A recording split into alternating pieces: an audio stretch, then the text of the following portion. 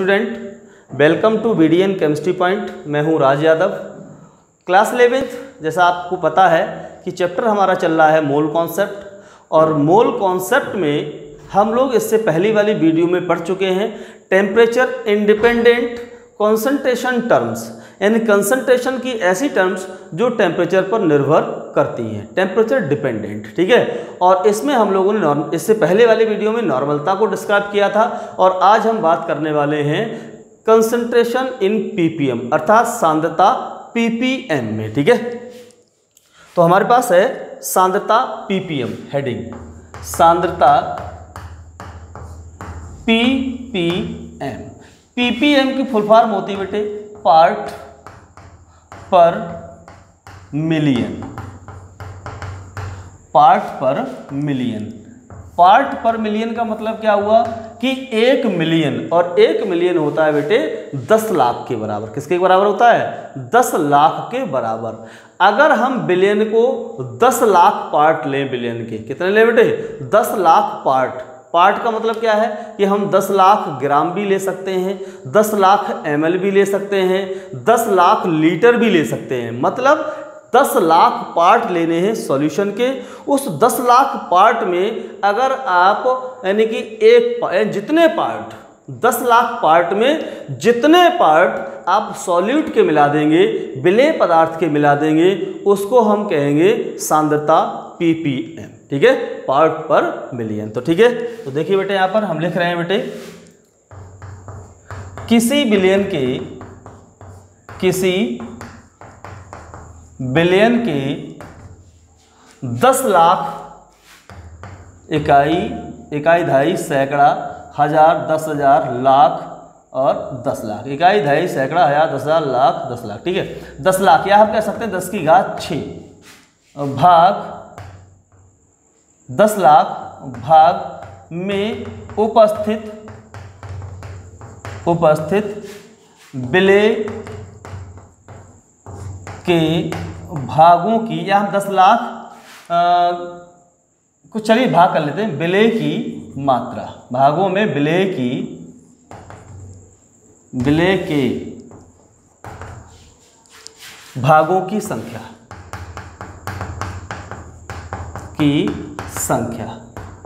सांद्रता ppm कहलाती है।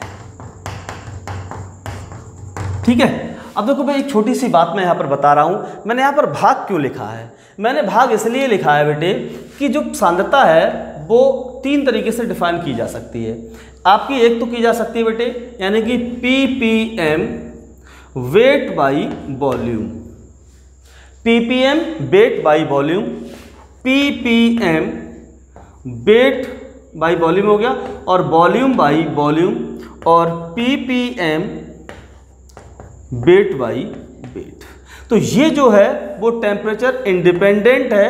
चूंकि हम लोग टेम्परेचर डिपेंडेंट में पढ़ रहे हैं तो इसलिए हम इसको थोड़ा सा, चलिए मैं यहीं पे कर दे रहा हूँ, कोई दिक्कत नहीं है, आप समझ तो गए हो। यहाँ वेट आ रहा है टोटल इसलिए टेम्परेचर इंडिपेंडेंट होगा, यहाँ वॉल्यूम आ रहा है दोनों इसलिए टेम्परेचर डिपेंडेंट होगा। ठीक है, तो यहाँ पर देखो पार्ट पर मिलियन वेट बाई वॉल्यूम, इसका मतलब क्या हुआ? विलेय की मात्रा। ठीक है, किस में होगी बेटे?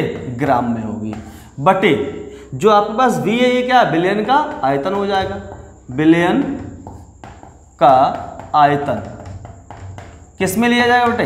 ml में लिया जाएगा। ठीक है, गुणा 10 की घात 6। ये सांद्रता weight by volume, ppm weight by volume का मतलब क्या हुआ? यानी कि विलेय की मात्रा ग्राम में बटे विलेयन का आयतन लीटर में, यानी ऊपर ग्राम है बटे वॉल्यूम है, तो हम इस तरीके से कर सकते हैं। इसकी डेफिनेशन क्या हो जाएगी बेटे? 10 की घात 6 ml विलेयन में उपस्थित विलेय की ग्राम में मात्रा को हम कहते हैं सांद्रता ppm वेट बाई वॉल्यूम। और अगर आपके पास वॉल्यूम बाई वॉल्यूम है तो क्या हो जाएगा बेटे? यानी विलेय का आयतन किस में बेटे?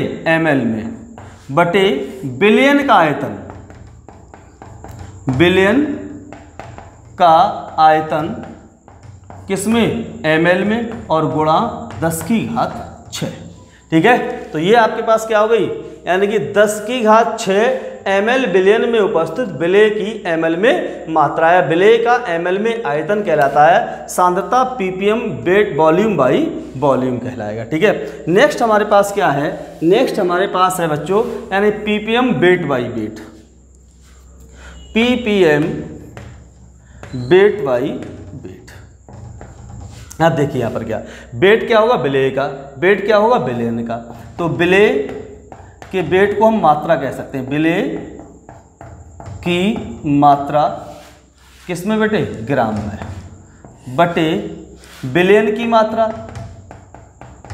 विलेयन की मात्रा किसके अंदर लेंगे, ग्राम में लेंगे, लेकिन कितने ग्राम, 10 लाख ग्राम। ठीक है, 10 लाख ग्राम। ठीक, यानी कि हम कह सकते हैं 10 की घात 6 ग्राम विलेयन में उपस्थित विलेय की ग्राम में मात्रा सांद्रता ppm वेट बाई वेट कहलाती है। ठीक है, तो ये भी आपकी 3 तरीके से डिफाइन की जाती है, ppm weight by volume, ppm volume by volume और ppm वेट बाई वेट। ये देखिए सही है, ये आपको समझ में आ जानी चाहिए। इस तरीके से सांद्रता ppm को हम 3 तरीके से डिफाइन कर सकते हैं।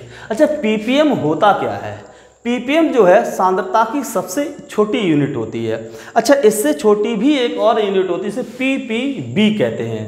ppb का मतलब होता है पार्ट पर बिलियन, अर्थात सबसे छोटी सांद्रता की जो इकाई है वो ppb है। जैसे लंबाई की या दूरी की जो सबसे छोटी इकाई है वो क्या है, सेंटीमीटर।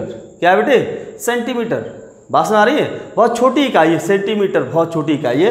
उसी प्रकार नहीं, सेंटीमीटर से भी छोटी होती है, लेकिन सेंटीमीटर को हम बहुत छोटी सी मानते हैं। तो इसी प्रकार क्या है, ppm जो है वो बहुत ही सांद्रता की सबसे छोटी यूनिट को माना जाता है, लेकिन इससे भी छोटी एक यूनिट होती है, वो होती है ppb यानी पार्ट पर बिलियन। डेफिनेशन क्लियर होगी, इसको नोट करेंगे और उसके बाद हम लोग इससे आगे बढ़ रहे हैं और सांद्रता को व्यक्त करने वाली हम ऐसी विधियां पढ़ेंगे जो होती हैं टेम्परेचर इंडिपेंडेंट। और इसमें हम एक विधि पढ़ चुके, कौन सी, यानी ppm वेट बाई वेट, यानी टोटल वेट आ रहा है, इसका मतलब ये क्या, सांद्रता एंड टेम्परेचर इंडिपेंडेंट आपकी मेथड है यहाँ पर, ये टेम्परेचर इंडिपेंडेंट मेथड। ठीक है, नेक्स्ट हम इससे आगे चलते हैं बेटे। इससे आगे हमारे पास है टेम्परेचर इंडिपेंडेंट। ये थी टेम्परेचर डिपेंडेंट, अब हम पढ़ेंगे टेम्परेचर इंडिपेंडेंट। ठीक है, और टेम्परेचर इंडिपेंडेंट में सबसे पहली होगी बेटे, क्या होगी, परसेंटेज वेट बाई वेट। बहुत सिंपल सा तरीका है, यानी सांद्रता द्रव्यमान प्रतिशत में हिंदी में लिखेंगे तो सांद्रता द्रव्यमान प्रतिशत में, और इसे शॉर्ट में अगर लिखा जाए तो परसेंटेज वेट बाई वेट। ठीक है, चलिए इसको डिफाइन करते हैं हम लोग। जब इसको डिफाइन करेंगे तो क्या आएगा, डिफाइन करने पर जरा देखो यहाँ पर, इसको हम कह सकते हैं बेटे, क्या ये वेट किसका होगा, विलेय का होगा, ये वेट किसका होगा, बिलियन का होगा, और परसेंटेज है तो 100, तो हम कह सकते हैं बेटे 100 ग्राम बिलियन में उपस्थित विलेय की ग्राम में मात्रा, विलेय की ग्राम में मात्रा परसेंटेज वेट बाई वेट कहलाती है। ठीक है, परसेंटेज वेट बाई वेट कहलाएगी आपकी। ठीक है, तो अब हम क्या करेंगे बेटे, इसमें हम इसमें करेंगे बच्चों, ये इसका सूत्र लिखेंगे, जरा सूत्र लिखो। Percentage weight by weight equal to क्या हो जाएगा, इक्वल टू वेट किसका होगा, ये विलेय का वेट होगा, यानी विलेय की मात्रा होगी ये, यानी विलेय की मात्रा बटे में क्या, ये किसकी मात्रा होगी, बिलियन की मात्रा होगी बेटे, यानी कि बिलियन की मात्रा गुणा कितना आ जाएगा, 100। ठीक है, तो डेफिनेशन क्या है बेटा, ये तो है 100 ग्राम, इस मात्रा किसमें होगी बेटा, ये भी ग्राम में होगी और ये भी ग्राम में होगी। ठीक है, तो 100 ग्राम बिलियन में उपस्थित विलेय की मात्रा को हम क्या कहते हैं, परसेंटेज वेट बाई वेट कहते हैं। ठीक है, ये है सांद्रता wait by wait, percentage temperature dependent independent, temperature independent यानी ताप पर निर्भर ना करने वाली सांद्रता की विधियों में से ये कौन सी है? ये सबसे पहली विधि है। ठीक है, अब नेक्स्ट हम पढ़ते हैं दूसरी विधि और वो है हमारे पास मोललता। क्या है बेटे यहाँ पर? मोललता।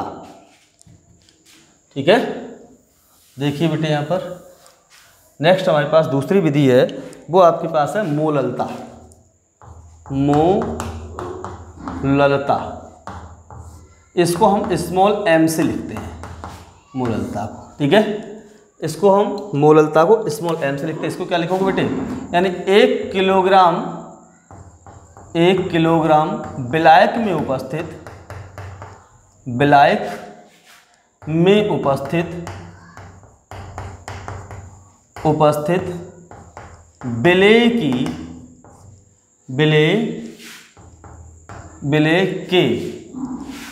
विलेय के मोलों की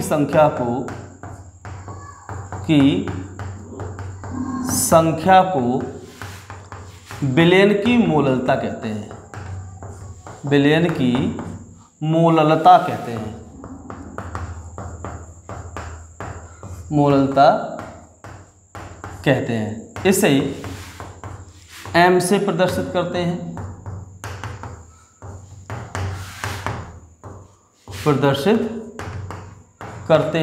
ठीक है, इसे किससे प्रदर्शित करते हैं बच्चों? m से।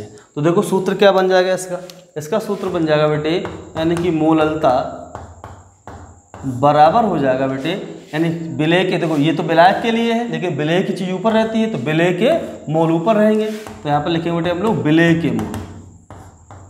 के मोल। और इसका कंपैरिजन किससे किया जा रहा है? विलायक से किया है, तो विलायक को हम नीचे लिखेंगे। विलायक का भार किसमें? किलोग्राम में। ठीक है, विलायक का भार किलोग्राम में। ठीक है, और विलेय के मोल को हम देखो मोललता को लिखते हैं स्मॉल m। चलिए कोई बात नहीं, चूँकि हम जानते हैं, क्या जानते हैं कि मोल बराबर होता है बेटा यानी भार बटे अणुभार। ठीक है, जब भार बटे अणुभार होता है तो इसको हम विलेय के मोल की जगह पे रख देंगे। तो मोललता की नई डेफिनेशन क्या हो जाएगी बेटे?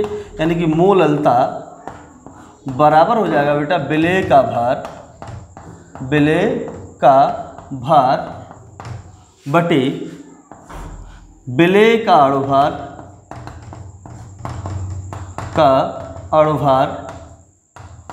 गुणा विलायक का भार किसमें? किलोग्राम में। ठीक है, इसमें लगाएंगे हम विलायक के भार को किलोग्राम में। अब देखो क्या है, मोललता को हम स्मॉल m से प्रदर्शित करते हैं। ठीक है, यानी इसको हम शॉर्ट में लिखें तो विलेय के भार को हम स्मॉल w से प्रदर्शित करते हैं। विलेय के अणुभार को हम m0 से प्रदर्शित करते हैं। विलायक के भार को हम कैपिटल W किसमें? किलोग्राम, इससे प्रदर्शित करेंगे। ये हमारे पास क्या हो गई? मोललता की डेफिनेशन आ गई और इसका फॉर्मूला आ गया। ठीक है, तो ये इसका फॉर्मूला है किसका? मोललता का। ठीक है, तो हमारे पास एक टर्म बची है केवल, और वो बची है किसकी? मोल प्रभाज की। किसकी बची है बेटे? मोल प्रभाज की। ठीक है, चलिए उसको भी देख लेते हैं कि आखिर मोल प्रभाज क्या होते हैं।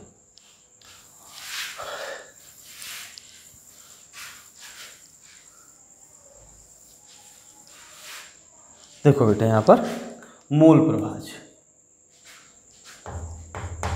नेक्स्ट है बेटे मोल प्रभाज, या हम इसे मोल अंश भी कहते हैं, मोल अंश।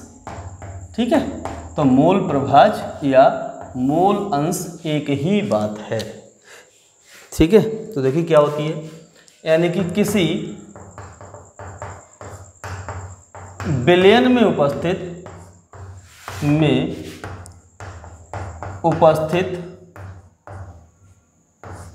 विलेय या विलायक के मोल, विलेय या विलायक के मोल तथा विलयन के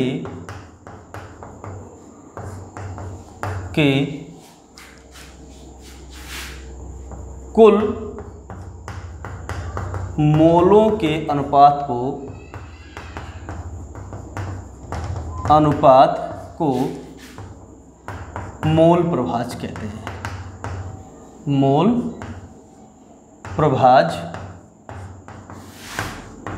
कहते हैं। ठीक है, किसी भी विलयन में दो ही चीज़ें होती हैं बेटे, यानी विलयन विलेय और विलायक से मिलकर बना होता है। तो विलयन को बनाने में विलेय के कितने मोल लगे हैं, किसमें से, विलयन के कुल मोलों में से विलेय के कितने मोल में लगे हैं वो विलेय के मोल प्रभाज होंगे, और विलायक के कितने मोल लगे हैं वो विलायक के मोल प्रभाज होंगे। अब हम इसको निकालते कैसे हैं, आप क्या करो, जिसके मोल प्रभाज निकालने हैं उसको आप रखिए ऊपर यानी अंश में, और विलयन के कुल मोल अर्थात हम कह सकते हैं विलेय और विलायक के मोल, इन दोनों के योग को रखो नीचे यानी डिनोमिनेटर में यानी हर में रखेंगे, और इसको भाग दे दीजिए, जो भी आएगा वो विलेय या विलायक के मोल प्रभाज। चलिए सूत्र देखते हैं कैसे निकलता है ये, जरा देखो यहाँ पर। मान लो कि माना विलेय के मोल बराबर है स्मॉल एन, और जो विलायक के मोल हैं वो है कैपिटल है। ठीक है, अब आपको मान लीजिए, देखो एक और चीज रह गई यहाँ पर, इसे x से प्रदर्शित करते हैं, x से प्रदर्शित करते हैं।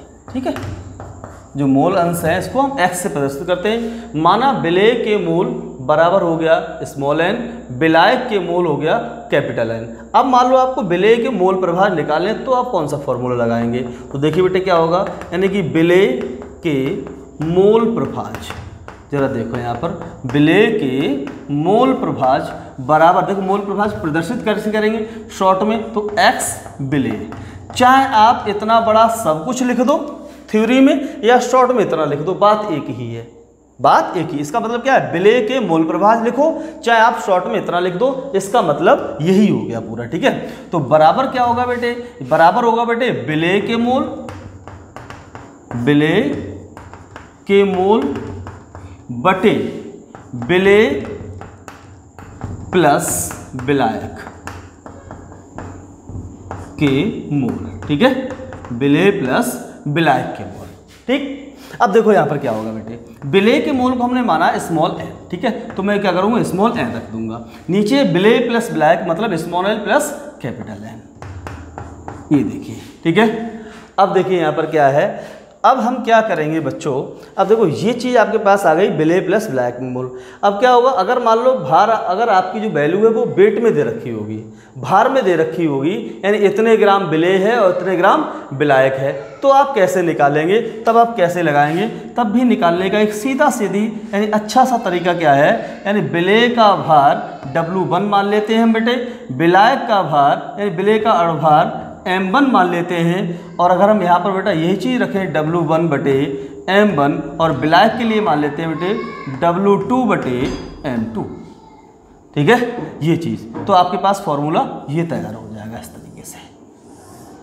ठीक है, इस तरीके से हम निकाल सकते हैं विलेय के मोल प्रभाज को। सही है, नोट करिए। इसके बाद हम लोग चलते हैं विलायक के मोल प्रभाज की तरफ। ठीक है, तो ये उतार लिया होगा आप लोगों ने। नेक्स्ट हम लोग देखते हैं कि विलायक के मोल प्रभाज को कैसे निकाला जाता है। ठीक है, तो देखिए बेटे यहाँ पर लिख रहे हैं बेटे विलायक के मोल प्रभाज, विलायक के मोल प्रभाज,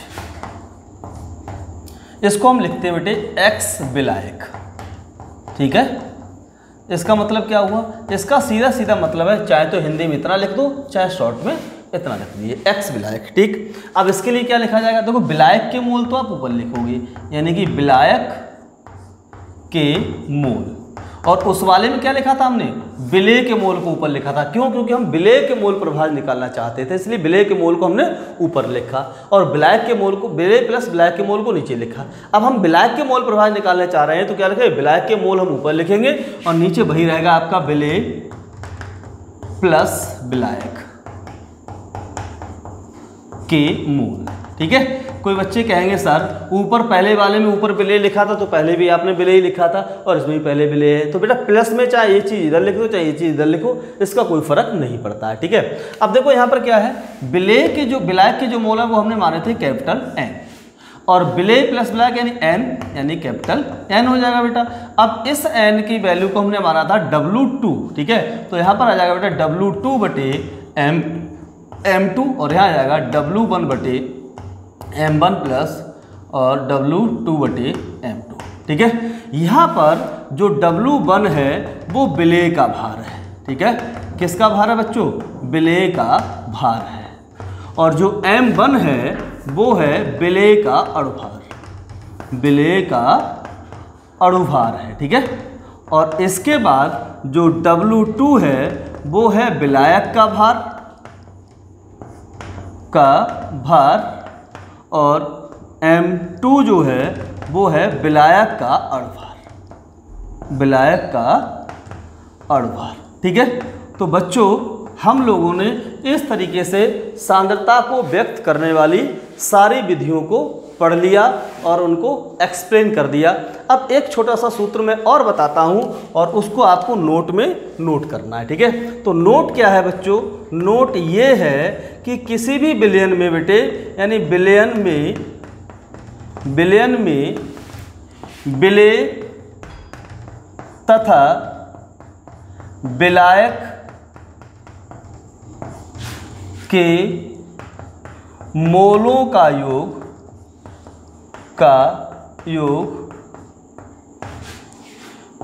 एक या एक से कम होता है, या मोलों का योग जो होता है वो एक होता है, ठीक है, एक होता है, ठीक। तो मोलों का जो योग है वो हमेशा एक होगा या एक से कम होगा, कभी भी जीवन में एक से ज़्यादा नहीं आएगा। और किसी भी न्यूमेरिकल को करते समय अगर आपके बिले और विलायक के मोल जो भी निकल के आए, मोल नहीं मोल प्रभाज होगा बेटा, मोलो नहीं मोल प्रभाज का योग, मोल प्रभाज, ठीक है, प्रभाज का योग कितना आएगा बेटा, एक आएगा, एक होता है, ठीक है। तो हमेशा क्या होगा, जब भी आप मोल प्रभाज निकालें तो बिले के मोल प्रभाज या विलायक के मोल प्रभाज, दोनों के मोल प्रभाज निकाल लीजिए और निकाल करके उनको जब आप जोड़ोगे यानी ऐड करोगे तो ऐड करने पर वो वैल्यू अगर एक आ रही है या एक से कम आ रही है तो आप समझ जाइए कि आपका आंसर सही है। और अगर ये वैल्यू एक से ज़्यादा आती है तो समझ लो आपने मोल प्रभाज निकालने में कहीं ना कहीं कोई गलती कर दी है, ठीक है। तो ये भी एक तरीका होता है। अब दूसरे का मोल प्रभाज कितने अच्छे से निकल के आएगा उसके लिए देखिए फॉर्मूला क्या है आपके पास। नोट का पहला पॉइंट ये हो गया और दूसरा पॉइंट नोट का कौन सा है, ये है, यानी एक्स बिले, यहाँ पर लिख रहा हूँ बेटा मैं, एक्स बिले और प्लस एक्स विलायक बराबर क्या आता है, 1 आता है, ठीक है। बिले प्लस विलायक के मोल प्रभाज का योग कितना आता है बेटे, 1 होता है। अगर आप बिले के मोल प्रभाज निकाल लें और विलायक के निकाल लें तो वो यहाँ रखिए और एक में से घटा दीजिए तो आपको विलायक के मोल प्रभाज आ जाएंगे। और विलायक के मोल प्रभाज आपको पता है, बिले के निकाल लें तो विलायक के मोल प्रभाज यहाँ रखिए, इसको उधर ले जाओ, एक में से घटाइए तो बिले के मोल प्रभाज आ जाएंगे, ठीक है। एक छोटा सा फॉर्मूला और है वो भी मैं आपको यही नोट करा दे रहा हूँ इससे रिलेटेड, और उसके बाद हमारा ये टॉपिक यहाँ खत्म हो जाएगा और इससे रिलेटेड अगले वीडियो में हम न्यूमेरिकल करेंगे थोड़े से, ठीक है। यानी आगे हम लोग जो करने जा रहे हैं, अगला सूत्र है बेटा आपका तीसरा जो इम्पोर्टेंट पॉइंट है वो है बेटे मोललता तथा मोल प्रभाज में संबंध। मोल प्रभाज में संबंध, क्या संबंध निकल के आएगा बिले मोललता और मोल प्रभाज में, जरा देखिए। इसका सीधा सीधा मैं आपको सूत्र बता दे रहा हूं संबंध का सूत्र, यानी एक्स